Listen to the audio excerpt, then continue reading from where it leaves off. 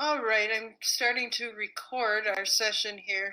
I'm going to start out by just talking about the assignments for this week. Some of you have already probably started to tackle those. I did open most of them up last night. I realized that the worksheet for tomorrow I hadn't opened. Some people were messaging me, so that should be open now. I opened that up after I had my first hour this morning. So then today, if you haven't done your lab evaluation for your quick bread, if you haven't made your quick bread yet from last week, once you do, there's a lab evaluation to fill out. So you're going to want to do that. Tomorrow is the worksheet. It's on quick and yeast breads. It looks like it's a quiz. It looks like it's a puzzle piece quiz from Schoology. I use that format just to save me some grading time. So it's multiple choice, true and false. And I found out this morning that if you go out of it, they won't let you back in because it had a 1 limit. And one girl went out because she was looking back at trying to find answers. So I've changed it to unlimited. She finally just did a split screen, she said, because if you go out and try to come back in, it will boot you out. So there is for resources, I made photos of each page of the chapter and put those into a folder for you. And then there's the function of ingredients, and then these yeast bread notes that we're going to talk about briefly today. Those would be all places you could get answers. Then on Wednesday, it's our fourth chart again. We're moving along. We only have one more to do after this. Yay. Because I know those get, by the time you get to about the third one, you're going, oh, another one. This one has need, because that's what you're doing this week. And then you'll see words like cut and dice. I think dice, not cut, cube and dice, slice, because next week it's fruits and vegetables. So that's why usually the terms that you see, you're using one or two of those, or maybe sometimes more of the terms in upcoming lessons or recipes for lab. And then on Thursday, there are videos to watch. One of them is me making magic marshmallow crescent puffs, and then yesterday I did the pizza dough recipe, which I made into cinnamon rolls instead of making a pizza for myself. I did make a pizza last week, and I never even thought I should have recorded that. But I did do cinnamon rolls yesterday. And then there are a couple other video clips on kneading dough. And then on Friday is the yeast bread. Now, yeast is hard to find right now in the store. I couldn't even find it a couple weeks ago. I haven't gone for a couple weeks. My neighbor said she found some at Aldi, so I told her if she goes back there again to get me some. I have a few packets here because I always have yeast on hand before the whole pandemic started. So right now, a lot of people are making bread, so it's hard to get flour and it's hard to get yeast. Flour has been a little bit easier than yeast, but that's why I gave you the crescent roll option. We do usually make the magic marshmallow crescent puffs. They're like cinnamon rolls, but I gave you a link to over 70 recipes that you can make from crescent rolls. You could also buy the refrigerator biscuits. If you did the pizza bubble bread, those biscuits in the tube, you could use, you could Google and find recipes. And I told, somebody asked me last hour, I will try to Google and attach some recipes for biscuits in the tube as well, because there's lots of things you can make with biscuits in the tube, and that would be considered yeast bread. Or you can, if you have yeast at home, or you can get it, pizza, you could make it into cinnamon rolls, you could just make it into some dinner rolls. That's totally up to you. Questions on the assignments for this week?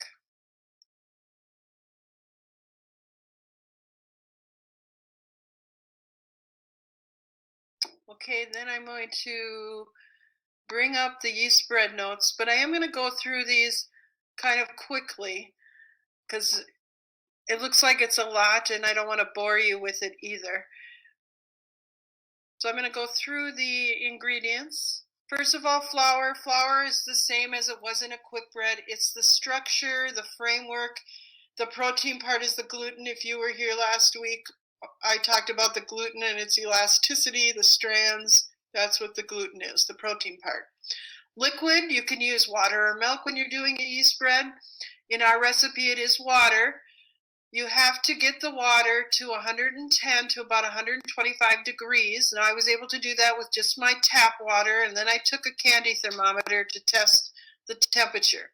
If it's not at 110 or if it's over probably about 130, it won't activate. Because if it's too cool of water, the yeast doesn't activate. If you get it too hot, it kills it. And then you see, yeast is a leavening agent which makes the dough rise. It is different than the baking soda or baking powder we've used in cookies and now in the quick breads. Comes in a little packet. There's usually 3 in a packet when you buy it. Or you can get it in a jar. It's the same in granular form. You just have to measure out 2 1/4 teaspoons and it'll tell you that right on the jar. So that's how much is in a packet. And then when you can also get it sometimes in the refrigerator department in a compressed brick kind of block form where you dissolve the block in warm water. I haven't seen that for a while in the store either, so just a heads up, you might not find it in the refrigerator department, but if you go where the regular, like where your flour and salt and baking things are in the grocery store, that's where you'd find it. When you add it to the water, it's going to smell, I always tell students, it kind of smells like stinky feet. It doesn't smell good when you put the yeast into the warm water. It's doing what they call fermentation, the breakdown of sugar into carbon dioxide and alcohol by the yeast. You might have heard of this word fermentation in science class, or like people that make their own wine and they ferment their grapes. It gives off an unpleasant smell. But then when you bake bread or make homemade pizza, you know it smells really good. Sugar is food for the yeast. You need a little bit of sugar, so in our recipe there's a teaspoon. And then we know that it's for browning and flavor. Your fats, go up to the next slide, same as before, tender and soft bread from your fats, whether that's butter, in our case there's some oil in our recipe. Eggs have lots of properties, flavor, structure, color. They're nutritious a little bit. We talked about they don't have a lot. They're from the protein part of my plate. They make the crumbs fine and the crust more tender. There's a little bit of salt in our recipe, again, a teaspoon to control it so the yeast doesn't rise too quickly. And we know that salt would also add flavor. Last week I mentioned about mixing of quick breads where the the biscuit method and the muffin method. Now we have, our books will call it the conventional and the quick mixing method. Conventional is what I would call as a straight dough method, where you combine your ingredients, you knead your dough, and you set it aside to rise. The sponge method is where the dough rises and then you punch it down. If you've ever watched a Food Network show, sometimes they'll do that. They'll make the dough, they'll set it aside, and they'll cook something else, and they'll come back on, grab the dough, and you'll see them punch in the middle of the bowl, and then it rises again. And then the third way is the batter or no knead, where you mix everything up, but you don't have to knead the dough. So if you search batter breads, or if you look into a cookbook, it might tell you about batter breads in a recipe. Then the kneading, the 3-step method is push, fold, turn, push, fold, turn. So you push with the palms of your hand, you fold the dough, and you turn it. Obviously, you'll have a little bit of flour on your board and a little bit of flour on your hands, otherwise it's going to be real sticky. And then you have to knead it for about 5 to 8 minutes. And then different ways you can tell if you've kneaded it enough. And I talk about these in my video because I showed them to you yesterday. You can look and see, is it smooth and satiny dough? Can you pick up the dough and drop it from your hand, and then in 15 seconds, quickly, it doesn't stick? I did that yesterday and I was like, nope, it's still sticking a little bit. I got to knead more. And then I stretched the dough to see if I had bubbles, and they were starting to come, but again, I needed to knead it a little bit more.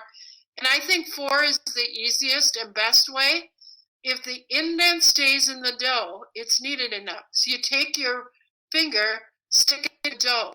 If it stays there, that means you're done kneading. If you slowly see it back out, go and knead it a little bit more. And when you're kneading, just a little bit of flour in it. You don't want to add a lot of flour because then your bread or your pizza dough is going to be more crunchy and chewy versus soft like you want it to be. And then just a couple of tips. Oops, I guess I hit the enlarge button there. Sorry. Just a couple of tips for making a loaf of bread. Now, if you're going to make a loaf of bread from the recipe I gave you, you'd probably have to double it.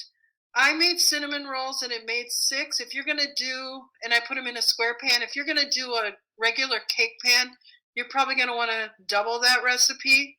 It's good enough. It's perfect for pizza dough because it'll spread out on your pizza pan. But if I was going to make a loaf of bread, it would probably be about double that recipe. I'll try it. Maybe I'll make a loaf of bread with that recipe just to see, but I have a feeling it would be a smaller loaf. So then I'd put it in a greased loaf pan, and then I would, to test for the doneness, obviously I would look to see if it's brown, and then you tap it and it sounds hollow, which is hard to do if you are a first-time bread baker. To try to see if it's hollow is very hard. You can't do the toothpick test, obviously, because it's too high. And by the toothpick test, I mean, if you made the shortcake last week, you maybe did this. If you've made cake, where you take a toothpick and put it in the thickest part of your cake in the middle, and if the toothpick comes out clean, then it's done. If it still has some dough on your batter, you maybe tried it with your loaf bread last week. If you made banana bread, I always do my toothpick, and if it comes out clean, then I know it's good to go. So that's the notes. Let's see if I can see. Blake joined us as we went along. Maybe some other people did too. Let's see. Nope, just Blake I see as a new person. Now, I went through those notes very fast because like I said, I don't want to bore you with it either. Did anybody have any questions on the notes or any of the assignments for this week?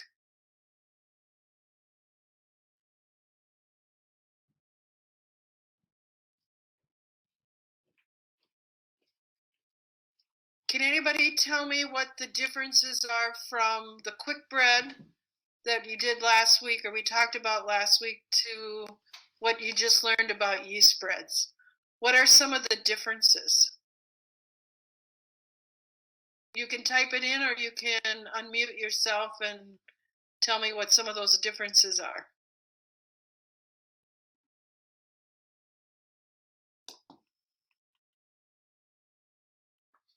I'll give you a hint. Something in the name. Quick bread versus yeast bread. What would that difference be?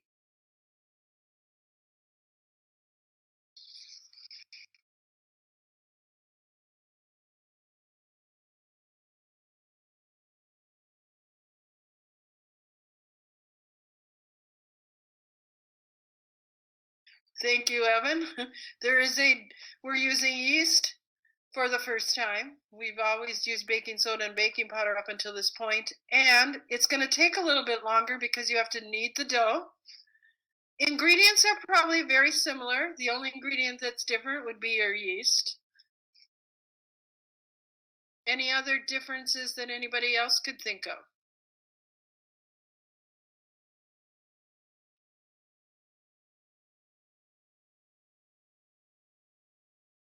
I think really the time, and you're right, the yeast are really the two main things, and then maybe the preparation methods, which includes the kneading, where last week you could just either mix it with the muffin method and make your well, or the biscuit where you cut it in your shortening or whatever fat you use into your flour.